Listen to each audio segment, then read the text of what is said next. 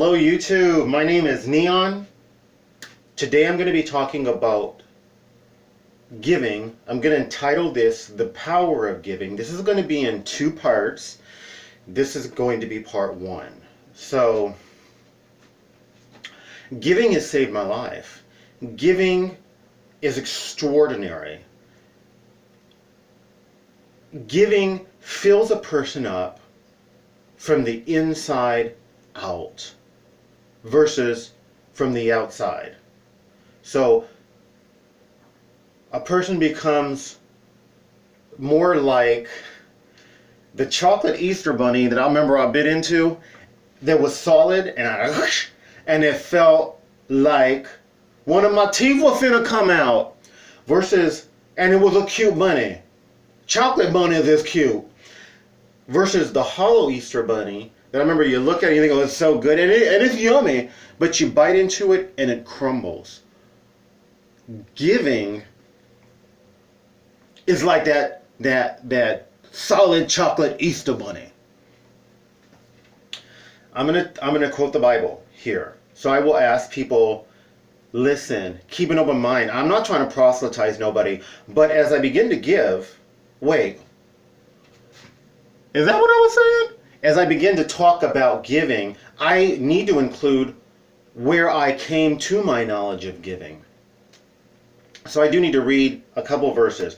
So this verse is called, this chapter is called the tithe chapter, although it only talk about tithing a little bit. So this is Malachi chapter 3.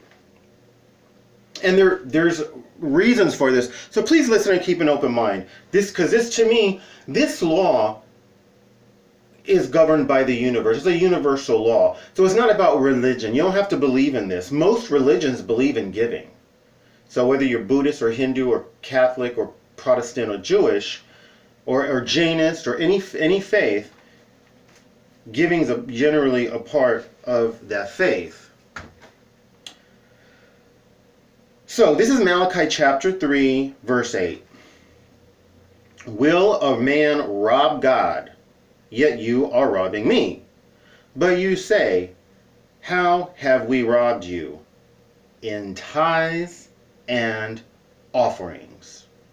You are cursed with a curse, for you are robbing me, the whole nation of you. Bring the whole tithe into the storehouse, so that there may be food in my house, and test me now in this, says the Lord of hosts. If I will not open for you the windows of heaven and pour out for you a blessing until it overflows, then I will rebuke the devourer for you, so that it will not destroy the fruits of the ground, nor will your vine in the field cast its grapes, says the Lord of hosts. All nations will call you blessed, for you shall be a delightful land, says the Lord of hosts. So, and that's just a small portion of chapter 3, but people in the church call this the tithe chapter, even though tithing is just a part of it. So my experience with tithing and my knowledge of tithing really is from that verse, is from the periods when we did go to church and when we was sent to church, which wasn't like throughout my childhood.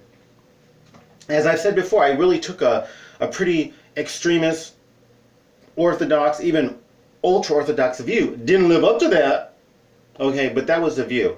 So I started tithing when I was 15. Excuse me. Which is almost 30 years ago. That means I'm middle-aged. I had a job at an airport, and so I paid my 10% of the gross. At that time, I was paid in cash. I paid 10% of the gross. I don't know who I paid it to, because at that time I was in a foster home. I don't recall going to church regularly, so I must have mailed it to somebody, or I don't know. But I started off tithing. In the end, whether it was through overspending or I thought I didn't have enough money, I did what many of us do, which is I stopped tithing. I liken not tithing to a person shooting themselves in the foot. They judge themselves, as I had judged myself as unworthy of all the blessings that God or the universe has for me because I was not willing to give. At the point where I felt I could not afford to pay the 10%, was at the point where I decided I was not going to give sacrificially, because at that point it would have been a sacrifice to give the 10%. I will throw in there that there was a time where I had purchased like 1 or 2 CDs, each for $1,000. We're talking in the late 80s, early 90s. So as a 15, 16, 17-year-old, it's kind of unique that a poor kid would start doing something like that. At that time, CDs paid 5%. And I don't think they pay even 1% now. I don't know what they pay, but... So that was when I started tithing and stopped. I ended up losing that job. I got fired. It wasn't pretty. It was painful. So the next time I tithed, which was not the hardcore 10%, was when a couple that was starting a Christian music career, they had come to our church, and one of the things they were doing in addition to singing and selling their CDs was promoting World Vision and sponsoring children. They mentioned one child from India who they couldn't get a sponsor for. So I took that child, I began to sponsor him. At that time, I think the sponsorship was like $20 a month. This would have been about 20 years ago when I started sponsoring. And again, financially, I felt I couldn't afford it anymore. It would have been a bit of a sacrifice, so I stopped paying that sponsorship. To this very day, I regret it.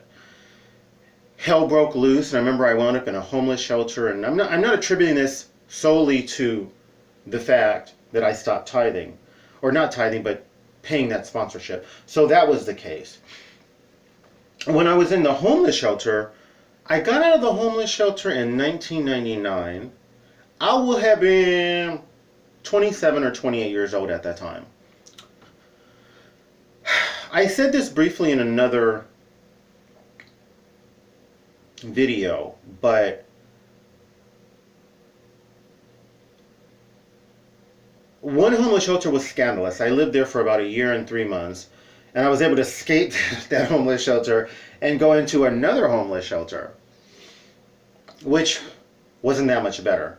They worked us during their main fundraiser for the year, where they raised their funds for their homeless shelter, in which we had to work on a parking lot for selling Christmas trees. It was so tough. And they're not easily visible, but I still have rash marks on my arms from where we had to turn the Christmas trees every day. So each person had to split I want to say offerings. Excuse me. The tips that we had been given for cutting their Christmas tree and then mounting the blocks. So they'd pick out their Christmas tree, we would cut it with a chainsaw, and then we would mount across on the bottom. So people would tip us for that. Those tips were saved up for this month. It was somewhere between maybe a month and 6 weeks. And at the end of that, the tips, which we were never told what the total collection of tips was. We were just told, you're going to get this much. I got a little under $70. And it was when a few days after getting that money that they kicked me out.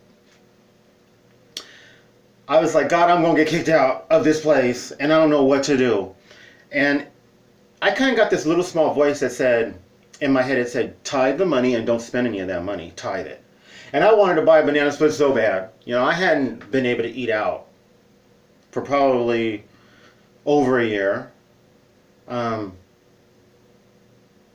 There was a brief period where I worked at a restaurant where, yeah, they did let me eat my lunch for free. So maybe that would be the exception. But what I got from God was, do not go and buy a banana split. But the money that would cost, that banana split would cost, you're going to pay an offering. And at this second homeless shelter, it was very religious, very Christian. We had to go to church, I don't know how many times a week. So it was very easy to have someone to pay the offering and the tithe to. From that moment on, in 1999, when I was booted, I have not failed to pay my tithe. 2 exceptions, possibly 3, I don't know, but I think 2 exceptions in which I went back and paid the tithe, and I added an extra 20% to the amount of the tithe itself. Except for those two exceptions, I've managed to pay my tithe going on 18 years consecutively. So that's sort of what led me into tithes, what led me into offerings, and then this will conclude part one, was in 2005 I had applied for SSI. I'd applied previously, and the lady told me, well, you have to have some kind of an illness that lasts a lifetime. And you don't look like you do, so I'm not going to help you. She was my GR worker, right? Or something. And they were also, to my knowledge at that time, we're talking 2004 or 2003 maybe. No, 2004. To my knowledge at that time, you went to them to ask for help with the paperwork, because the paperwork for SSI is long and is exhausting. And it was something I was not able to do. So sometime later I found a social worker, a student social work who was graduating. And this young woman, I remember her name, she was so sweet. And if you happen to look at this, I love you. I send out my love to you. It's a pure love. She did all the paperwork, and I thank her from the bottom of my heart. She did 90% of the paperwork, 90+%. And there was some of it that I had to do, friends had to do, and then my psychologist had to do. I was approved really quickly. It was amazing. When I was approved, I got $8,000, which was the initial payment. I had to deduct $3,000 because I had been on GR, and I had to pay back GR for that year that I had been on GR, General Relief. And I had $5,000 left. So I was approved. I was like age 32, I believe.